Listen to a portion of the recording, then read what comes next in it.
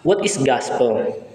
According to Romans chapter 1 verse 16, I am not ashamed of the gospel of Christ, for it is the power of God unto salvation to those who believe.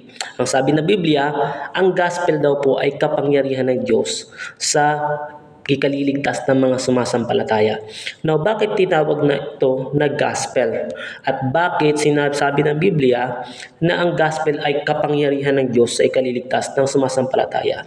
So, una, sagutin muna natin yung tanong, ano bang ibig sabihin ng gospel?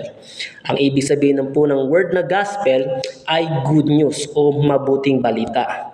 So bakit ito tinawag na mabuting balita? Sapagkat ang sabi ng Biblia, Romans chapter 6 verse 23, ang kabayaran ng kasalanan ay kamatayan. And Romans chapter 3 verse 23, ang lahat ay nagkasala at walang pong matuwid kahit isa.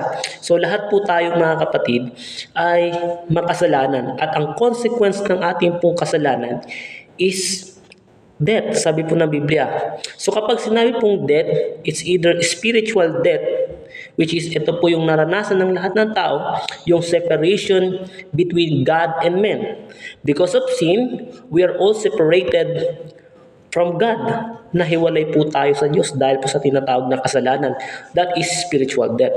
So yung tinatawag po na isa pang uri ng kamatayan, ito po yung magiging judgment ng isang taong namatay na hindi nakapagsisi o makasalanan, which is yung sa impyerno or sa dagat-dagatang apoy. Ito po ay nakasulat sa Revelation chapter 21 verse 8, Revelation chapter 20 verse 13 hanggang 15. Now, ang good news is hindi po ibig ng Diyos na ang lahat po ng tao ay mapahamak. Hindi niya ibig na may sino mang mapahamak. Sabi ng 2 Peter chapter 3 verse 9, hindi po ibig ng Panginoon na tayo po ay mapahamak, kundi sabi ng 1 Timothy chapter 2 verse 4, kundi ibig ng Diyos ng lahat ng tao ay maligtas.